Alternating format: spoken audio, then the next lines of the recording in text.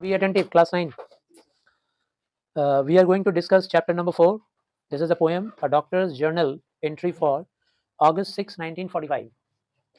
The poem was composed by Vikram Seth. He is still a living legend in English poetry. He is an Indian English writer. Indian है, English में writing करते हैं. विक्रम सेठ का एक बहुत ही खूबसूरत travelogue है सीबीएसई में क्लास 9 में, काठमांडू. ठीक है ना. इनका और भी बहुत सारा एसेज और ट्रेवलॉग और स्टोरीज मैंने पढ़ा है. ये पोएम जो है ना, ये पोएम एक फ्री वर्ड्स में लिखा हुआ पोएम है. फ्री वर्ड्स किसको बोलते हैं भाई? जिस पोएम में कोई राइमिंग पैटर्न नहीं होता है. हर लाइन के एंडिंग में जो राइम होता है ना, वो मैच नहीं करता है पहले लाइन का दूसरे से या तीसरे से या चौथे से, किसी से मैचिंग नहीं करेगा. ऐसा लगेगा जैसे कहानी के रूप में लिखा गया है. तो that is called a free words. ठीक है ना. और दूसरी बात है कि ये जो पोएम है, इसमें बहुत सारा इमेजेस का यूज़ हुआ है, बहुत सारी आयरनी यूज़ हुई है. ठीक. जरा हम लोग बात कर लें जर्नल के बारे में. जर्नल एंट्री क्या होता है? ये कॉमर्स का जर्नल एंट्री नहीं, आप लोग चौंकिए मत. ठीक है ना. ये जर्नल है, जैसे हमको कोई जैसे सपोज मैं एक राइटर हूँ. ठीक है ना. मैंने कुछ एक मैन्युस्क्रिप्ट लिखा है. अब उस मैन्युस्क्रिप्ट में कुछ डालने के लिए बाद हमने कुछ एक इम्पॉर्टेंट मैटर को इकट्ठा करके रखा है, दैट इज कॉल्ड जर्नल. या फिर हमको डायरी में कुछ इंक्लूड करना है. मैं डायरी राइटर हूँ, सपोज मैं डायरी लिखता हूँ, मेरी रोज़ की आदत है. तो उसमें मैं कुछ लिख रहा हूँ तो मैं बोलूँगा कि मेरा ये जर्नल है. Anything that you are writing in manuscript form, that is called journal. तो जर्नल एंट्री मतलब उनके डायरी में उन्होंने एंट्री किया होगा और डेट क्या दिया होगा, ये 6 अगस्त 1945 का मैटर को उन्होंने लिखा है यहाँ पर. मतलब ये मत सोचना कि उन्होंने 6 अगस्त 1945 को लिखा था. नो. जापान में हिरोशिमा नागासाकी में जो एटम बॉम्ब गिराया गया था ना, उसी से रिलेटेड है ये पोएम. तो मोस्टली तो हम लोग जानते हैं बहुत सारी बातें वहाँ के बारे में कि अभी भी वहाँ के बच्चे अपंग पैदा होते हैं.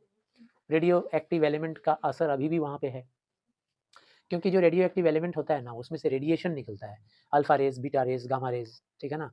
तो जो गामा रेज होता है वो बहुत ही डिस्ट्रक्टिव होता है. वो इंसान के ब्रेन सेल को डैमेज कर देता है.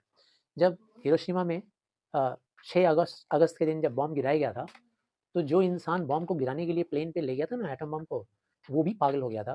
क्योंकि बॉम्ब जो था वो कई मीटर ऊपर ही फट गया. मतलब हवा में ही बॉम्ब फट गया.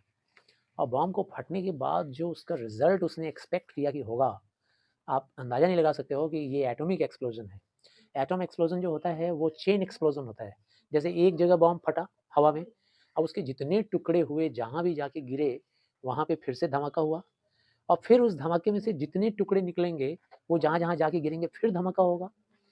और हिरोशिमा का टेम्परेचर मतलब बॉइलिंग पॉइंट जो होता है ना, उस बॉइलिंग पॉइंट से कई 100 गुना ज़्यादा हो गया था. 100 डिग्री सेल्सियस बॉइलिंग पॉइंट होता है वाटर का, उससे भी कई 100 गुना ज़्यादा हो गया था. मतलब इंसान का बॉडी मेल्ट हो जाता है.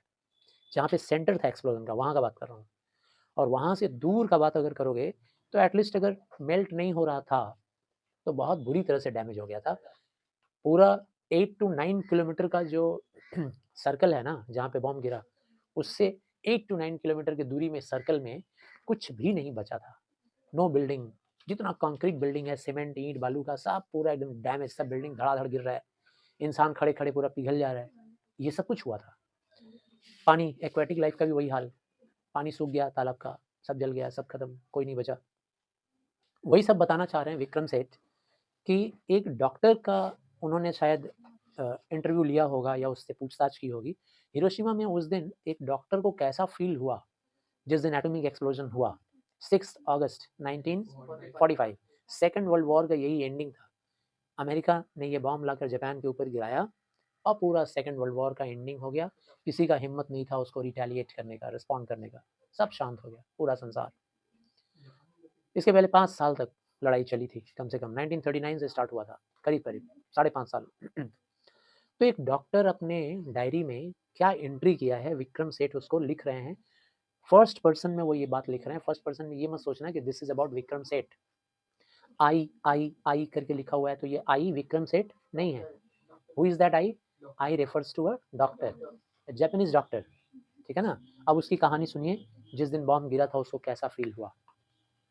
और एक और बात जान लो कि this poem is an anti war poem. What is an anti war poem? An anti war poem is one in which we write that deadly results of war, ठीक है ना। We do not advocate war, हम लोग war को advocate नहीं करते हैं। That is called an anti war poem, ठीक। और ऐसे पोएम को लिखने वाले लोग होते हैं एंटी वॉर पोइट्स।